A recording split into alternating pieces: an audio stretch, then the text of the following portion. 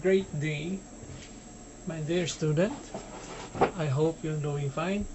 I am Gary Vivanathan, and this topic we will be obtaining the major classification.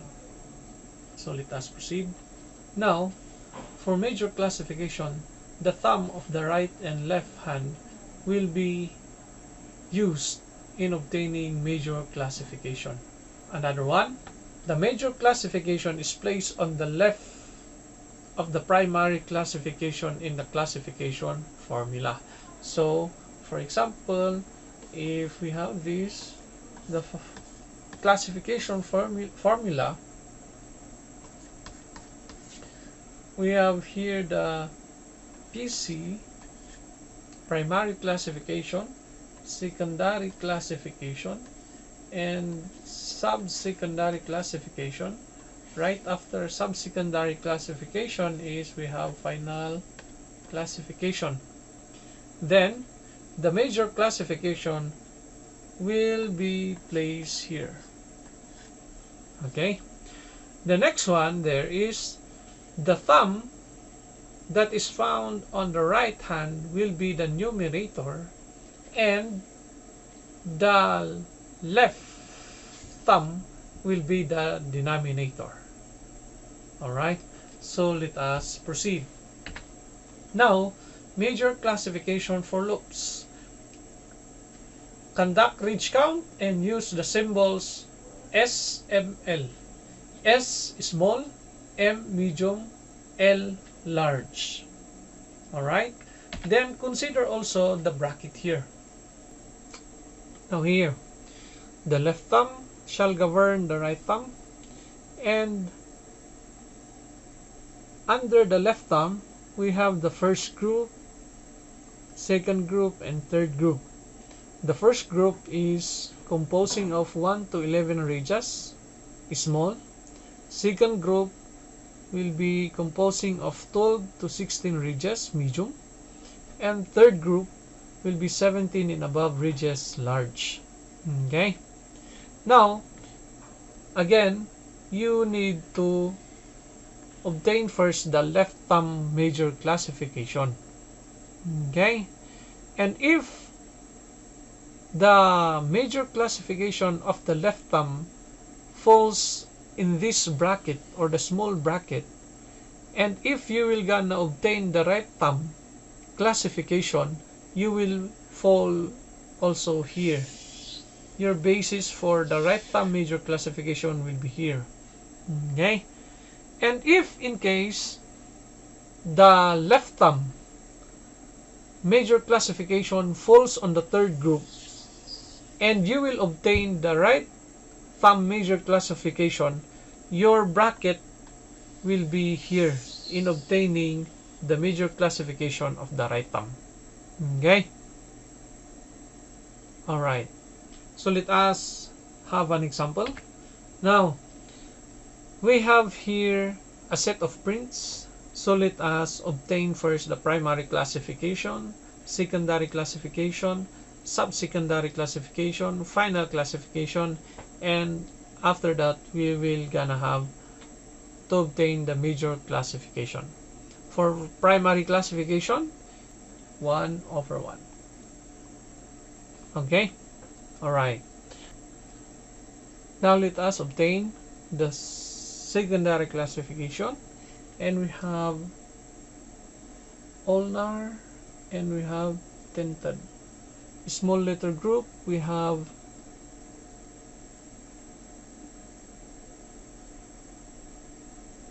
A, and we have 2R,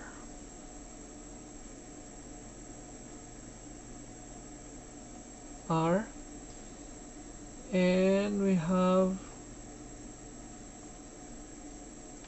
R here, and we have tinted touch. Okay, this one. After that, we have the sub-secondary classification. We have ulnar 14 ridges, so it will be O, then small dash, then we have radial for ring finger, we have inner.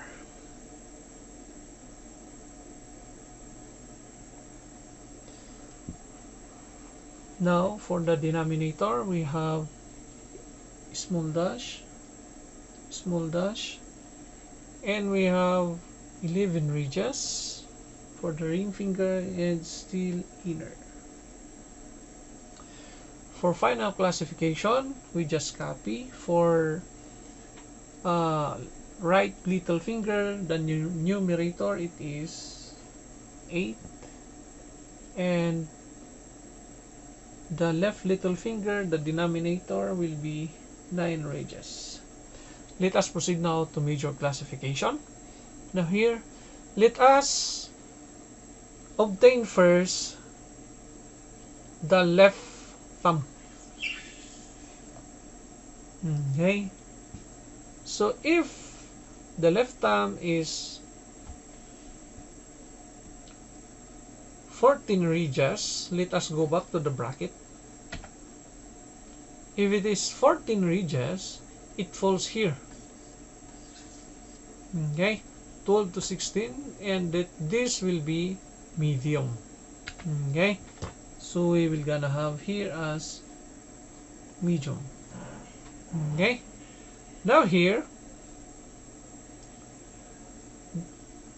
if in case the left thumb is falling in this bracket second group, and we will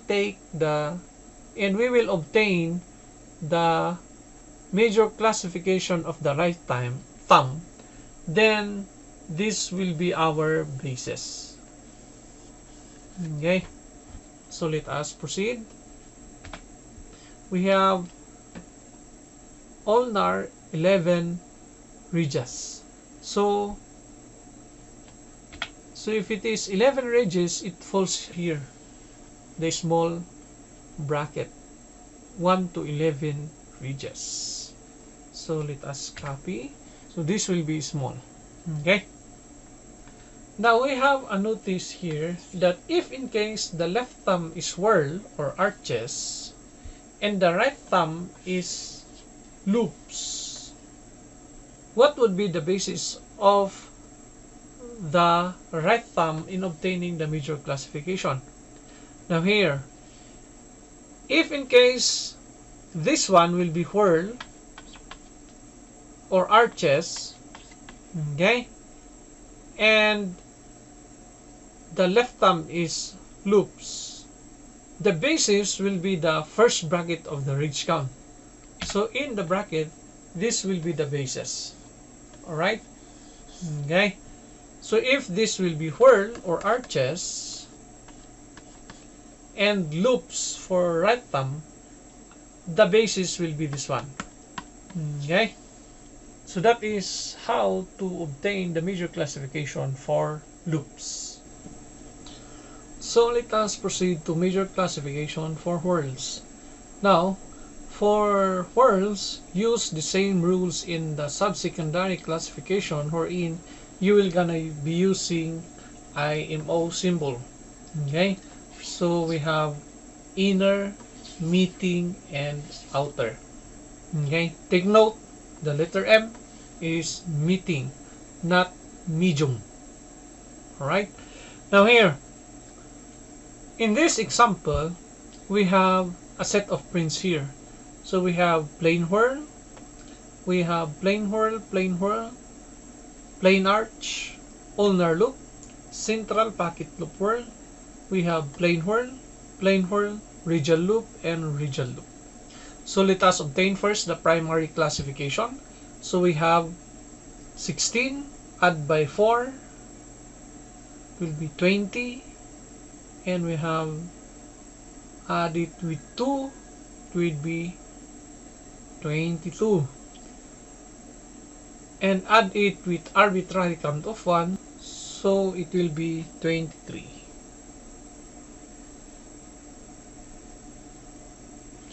Now the denominator, we have 16.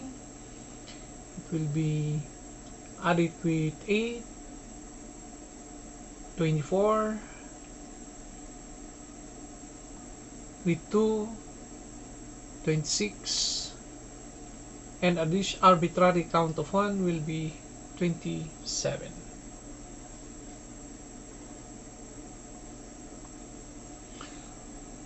Secondary classification, we have both are plain whorl.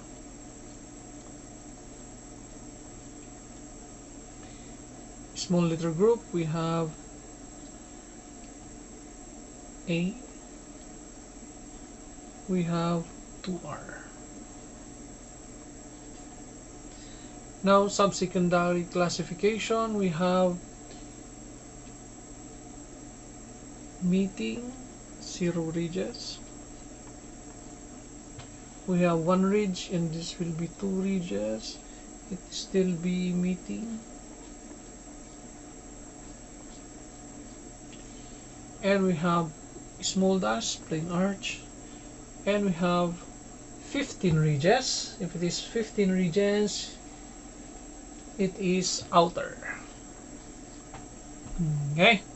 For final classification, we have 10 and we have 15. So for major classification, we have here, for the left thumb, we have 4 ridges above right delta. So if it is 4 ridges above right delta, then it will be, if it is above right delta, it will be inner. So we will be having here a capital letter I for inner. And if it is 4 ridges below right delta, it will be capital letter O for outer. So that is the major classification for whorls. I hope you can obtain the major classification for whorls in your examination and other activities. So let us proceed. Major classification for arches. So let us obtain first the primary classification. The set of print is composing of non-numerical patterns, so it will be 1 over 1. And the secondary classification, it will be E and T. And we have here the small letter group. We have